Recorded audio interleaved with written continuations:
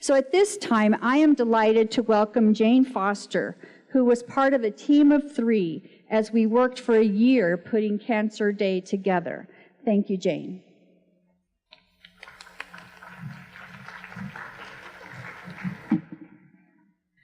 I didn't know I was part of a team of 3. I thought I was part of a team of a big group. We are so happy you're here today, and as a cancer survivor, I welcome all of you. And today, I am especially delighted to welcome for a special greeting, Tilly Bishop. Now, we all know Tilly, and for those of you who don't, if you've lived here more than a few years, you do know Tilly. Tilly has been in our lives and our worlds for so long. I'm going to say just a few special things about Tilly. Do you know that he's been 28 years in the state legislature? Do you know that he's been 31 years involved here at Colorado Mesa University, way back when it was a baby junior college, and then it became a state college, and now it's a full-fledged university. Tilly was here as an educator, as a counselor, and now he's on the board of trustees. We're so proud of our Tilly. He's internationally, nationally, regionally, and locally awarded and recognized for a slew of adjectives that I can describe: leadership, contributions, service, innovations, listening and learning, support and dedication. But we're the lucky ones because we get, in Grand Junction, we get to call him our neighbor, and we're most privileged to call him our amazing and wonderful friend. So today, Tilly's going to greet us with some special words because he, too, gets to be at the Western Colorado Cancer Day. Thanks, Tilly.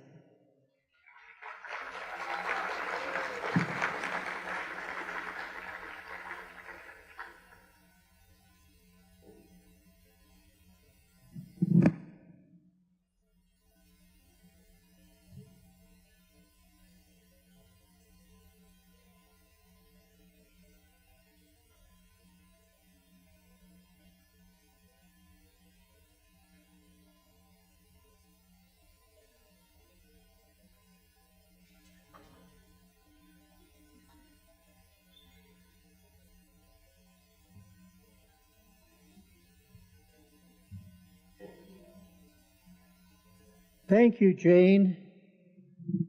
Another victory. I came up the stairs.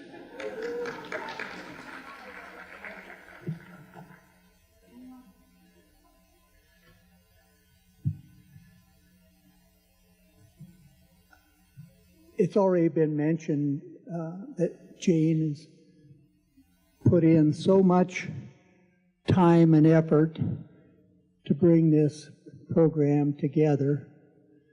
And so I would ask you, let's give her a round of applause of thanks.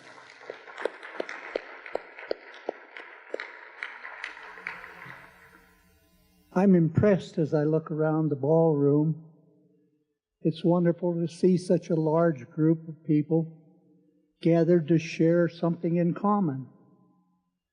It represents a tremendous opportunity for education and support for patients, survivors, families, and caregivers. I truly understand the need for the value of this day. Like today, because of my wife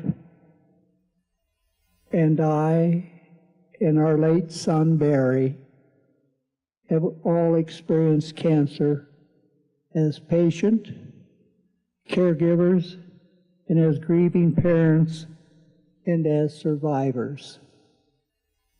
I think that what helped me more than anything was to have faith and give my thanks every morning and be positive, knowing that everything's going to be all right. Hopefully, thank you. Hopefully days like today help fill in gaps in new knowledge and provide sources and paths for support that are necessary to help all of those touched by cancer survive and thrive. My wife, Pat, over here, joins me in extending to you a warm welcome to this first annual Western Slope program, cancer program.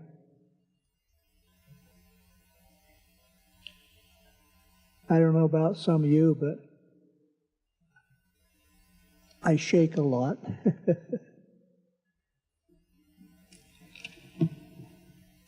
We hope that you have a wonderful and informative day and that you are happy and pleased that you came. Thank you very much for being here, and I hope it is a rewarding day for each and every one of you. Thank you.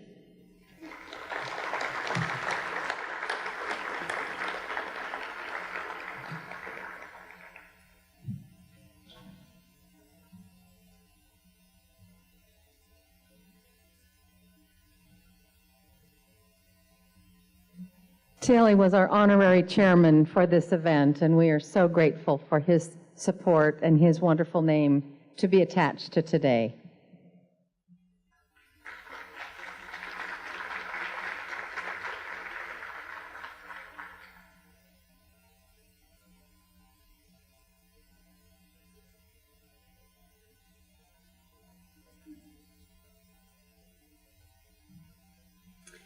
Thank you, Tilly. Actually, when I moved to Grand Junction in 1976, I came to Mesa State University, and one of the first people I met was Tilly Bishop. And he talked to me. My father was a 100% disabled veteran, and Tilly talked to me about going to Mesa as on the vet bill, the GI bill, and I had never heard of that. And so because of Tilly, I started going to school here, and I earned my bachelor's degree in 3 years on the GI Bill. So Tilly was one of the first people I met when I moved to Grand Junction in '76. Thank you, Tilly.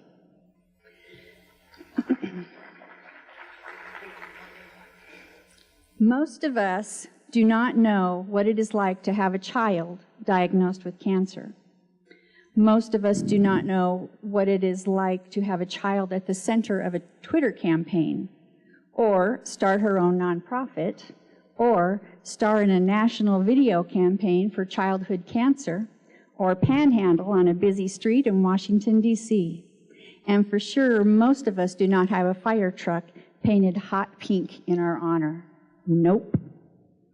Most of us do not know what it is like to have that child take the world by the tail and pack in a life that others would most likely never experience in their lifetime.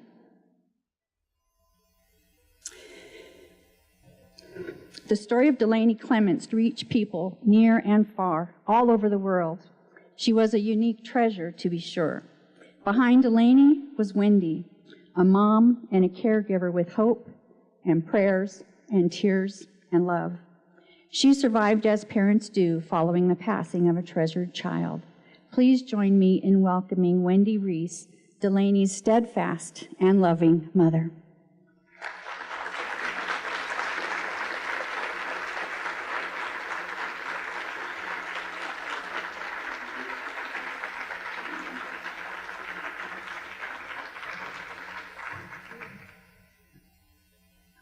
First of all, I want to thank you guys for having me today. It is such an honor to be speaking. I had a really beautiful slideshow ready, and I was practicing this morning, and Emma Jo kept asking me, my sweet little daughter, she's like, "Why are you crying?" And I said, "I just really miss your sister." So I scrapped the slideshow because pictures sometimes bring giant tears to my eyes. So I'm going to just express to you through words. Today I'm going to talk to you about my life through Delaney's journey and being a cancer caregiver, and just telling you and helping you guys who are those caregivers that you're going to be okay. Delaney always would tell me living life to the fullest with cancer is a type of therapy. And I truly believe that. So, how many times have you personally been asked the question, how do you do it? And really, how many times have you offered a thorough answer and response? And actually, there isn't enough time in the day to answer that question because it isn't a question that ever truly gets processed by a caregiver. Usually, I never really give it much thought myself, and normally my response is, I guess I just do it. It becomes a habit and a pattern. Just do.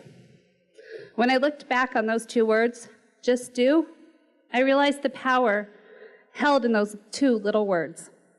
They're seemingly bland, but from a perspective of a caregiver, they're everything.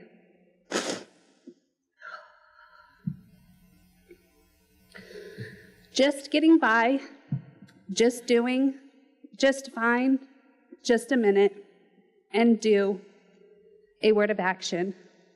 Caregiving is undoubtedly a verb. When I was asked to speak at today's event, for the first time I asked myself the question, how do you do it? I spent the last week scoring through 6 years worth of memories and attempting to dissect Delaney's in my everyday life to arrive at some sort of neat and tidy answer on how we managed to make each and every day the best it could be. Sorry, I have some tears.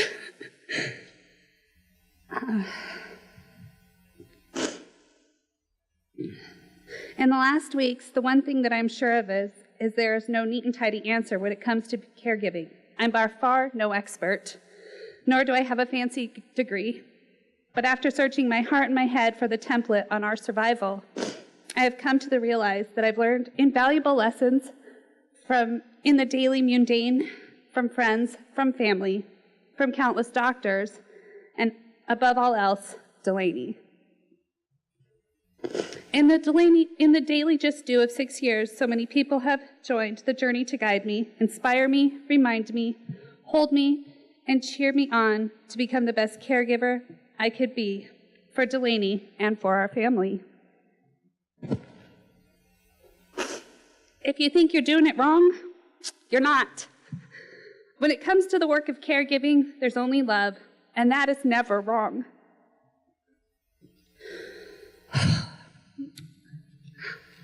We are all unique and different in our ways. We are able to handle the lemons life hands us or sometimes throws us, and that's okay. It's always okay to be you. The key is to embrace yourself and recognize when you need to take a break and accept the time to take care of yourself.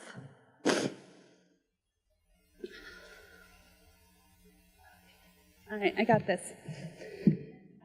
For most of us, this is not a job we signed up for. We took it on head first without even thinking about that, and it would entail because our loved ones needed us. Our lives became so entangled in the lives of our loved ones that the very thought of that rope coming untangled causes us to grab hold with clenched fists and do everything in our power to keep it together.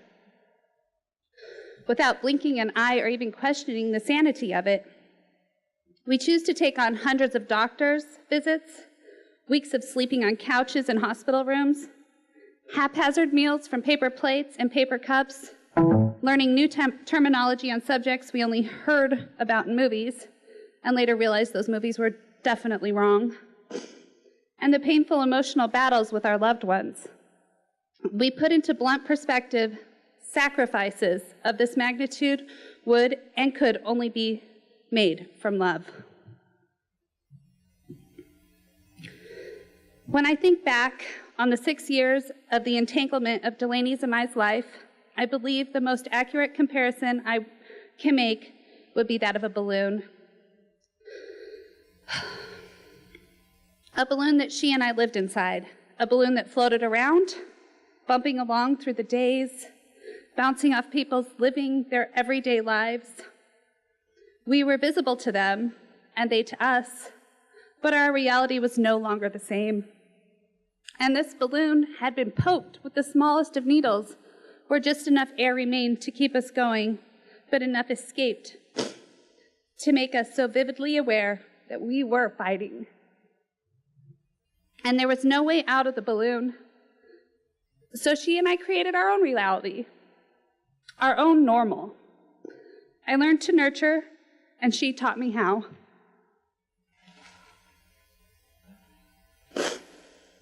Sometimes we hang on words. Did I say the right thing? Did I say enough? What did the doctor just say? Why did I say that? We become consumed with the weight of every word. But there can also be great inspiration in words. Some quotes that resonate with me from the past 6 years. You never realize how strong you are until strong becomes the only choice you have. I think this encompasses that question. How do you do it? It's the only choice we have. If you stumble, make it part of the dance. I hold on to this one because Delaney loved to dance. She was our beautiful, fabulous dancing queen. But I think it also sums up the years of not knowing and of figuring it all out as we went along. And lastly, if you're a caretaker, who are you when there's no one else to take care of you? I'm drawn to this one because we all come to this calling with an identity, and we have to take care of ourselves to ensure we still have one when it's over.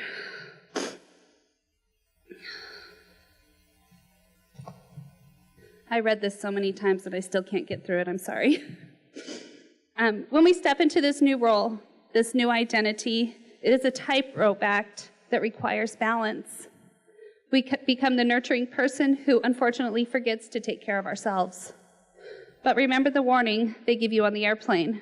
You must secure your oxygen mask first before you can effectively help others. My first piece of advice for a caregiver is the balance is exercise. When Delaney was first diagnosed, I sat in a chair next to her day in and day out, eating food and holding her hand. I never wanted to let it go. I jumped headfirst into her role as a caregiver, but most importantly, I was a mother who didn't want to let go.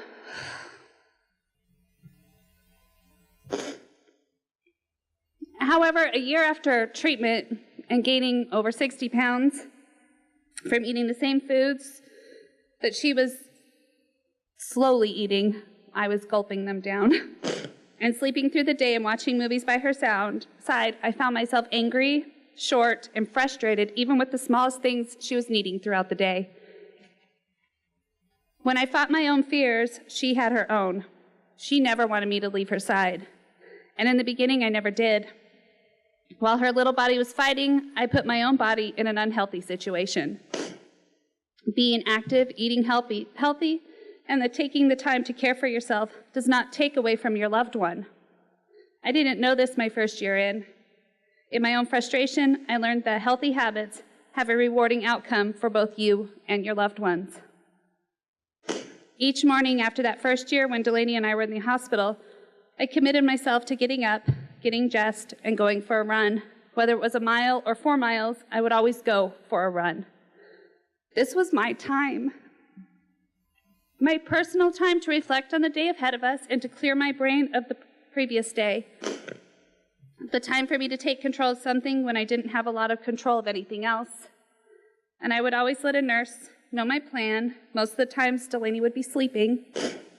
But there would be those days where she would wake and would give me that sad, pouty face.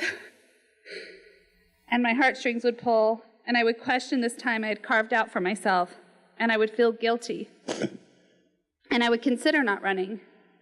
And then I would fight to remind myself that this would make my day better, and more importantly, her day better.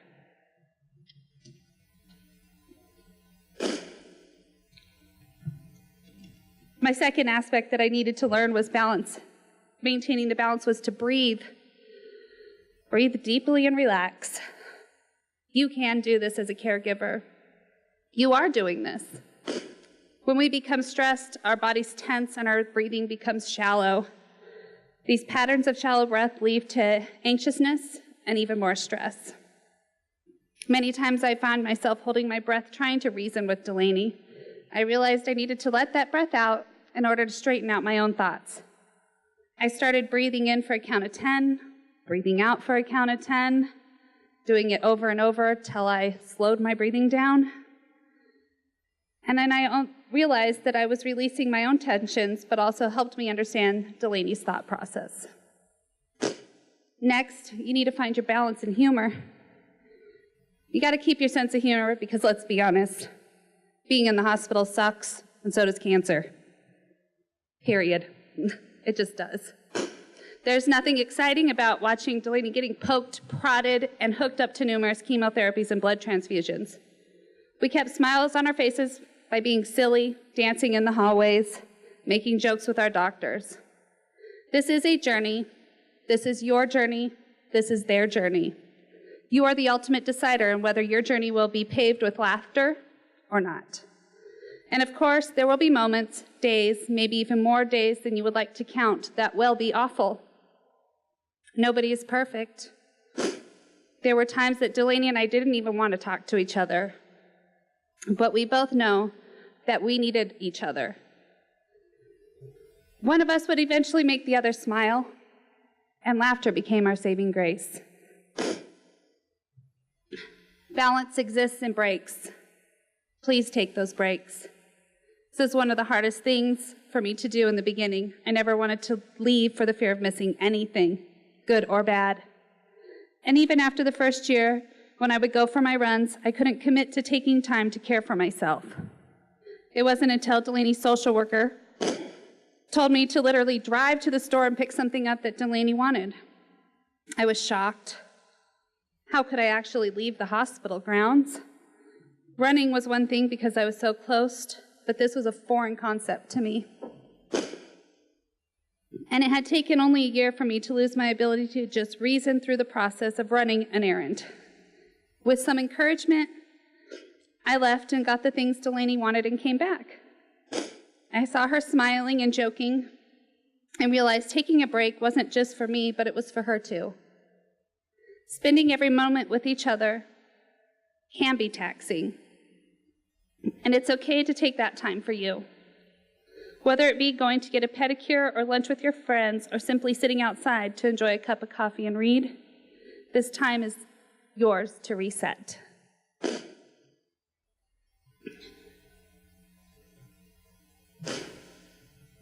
As for me, I found a lot of my balance in research and reading.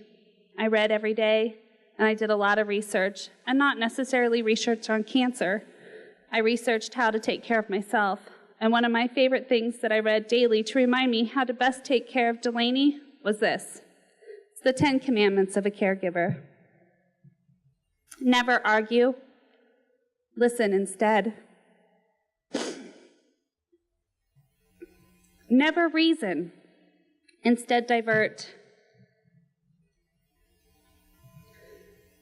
I feel like I missed a page. I did. It's okay. Never shame. Instead, distract. Never lecture. Instead, reassure. Never say, I told you so. Instead, repeat and regroup. Never say you can't, and instead say, let's do this. Never command or demand. Instead, model. Never condescend, instead encourage and praise. And never force, instead reinforce. And I'm going to go back to the page I missed. Because, as I said, we're not perfect. When I stepped into this new role, this identity, it's a tightrope act that requires balance. Oh, nope, I read that. I don't know what I forgot. I know I forgot something because I keep looking at this nice nutritionist over here, and I was like, she's not going to like this. Oh, there it is. Back to the balance of the tightrope. You're not there alone. I know it feels like it, and the weight of life pulls on you, but there is a network, a safety net of sorts all around you. Use the resources offered to you, and this includes the help from others. People don't offer help if they really don't want to help you. Many times, people don't know how to ease your pain, and truly, they're not asking to. But they ease the load by offering to clean, to cook, or to sit with your loved one. Let them. Let them into this messy space in your life. At the core, it is about love. While you are loving with all your might, let them love you. The hospital offers more resources than some of us could ever expect. If someone stops by to give you the handout on these resources, take it, study it, use it. They're here to make this as smooth a journey as possible. From social workers to volunteers, you must remember that you're not alone. Please take the help. And lastly, let your loved one live. If they love to sew, let them bring their sewing machine to the room. Delaney sewed all the time. If they like puzzles, bring a variety. If they want a Pepsi, because that's what they're craving, by all means, give them the Pepsi. Of course, we all want them to eat healthy and to take care of themselves, but the best they can. We want them to rest and we want them to recover quickly. However, they are already suffering beyond measure without denying them the simplest of pleasures. The simple act of removing their life, their cravings, and their hobbies can cause resentment and bitterness. I remember when Delaney went in for her very first bone marrow biopsy, and she woke up and asked for chili cheese fries. And the nurses said, "Oh no, that'll make her sick. That'll make her puke." And she was so sad and she was confused, and I wouldn't get her the one thing that she wanted. I eventually caved in and had them brought up from the cafeteria. She ate the entire plate. And she said, "That's more like it." And I couldn't help but smile because it became her tradition. Every time she'd get a bone marrow biopsy, she'd ask for a plate of chili cheese fries. All your loved ones want to do is to live their lives to the fullest that they can. And as their loved ones, that's all we want too. So as I leave you today, I want to remind you that you're doing it right. You're just doing. And that itself is an act of love. This journey is beautiful and tragic and life-changing. You will lose someone you love very much when it's all over. Make sure that person isn't you. It's okay to be scared. Being scared means you're about to do something really, really brave. Thank you.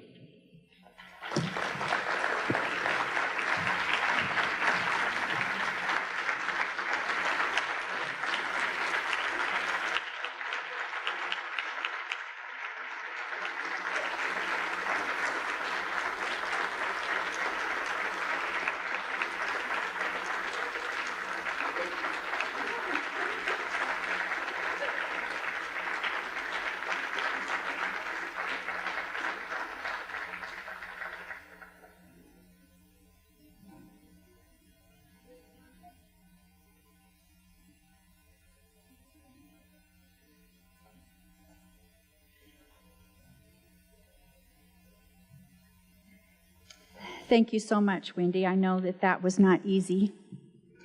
When Wendy and I were talking about today, she was telling me stories about Delaney and just had me laughing. One of the things that amazed me, Delaney was diagnosed when she was 9, and so she was a cancer fighter for many years. But what amazed me was how she told me that Delaney would talk to her oncologist and basically dictate what her treatment was going to be. So here's this 12-year-old, the doctor is saying, the oncologist is, well, we have these different clinical trials, and, well, I didn't really like that one, because remember what this cisplatin did, and then, this one, maybe we could try this one. And so here's this 12-year-old talking like a medical oncologist, telling him what her treatment's going to be, which is just testament to what a powerful young lady Delaney was. And it's because of her powerful, strong mom that Delaney had such solid feet that she could keep walking one day at a time. So thank you, Wendy.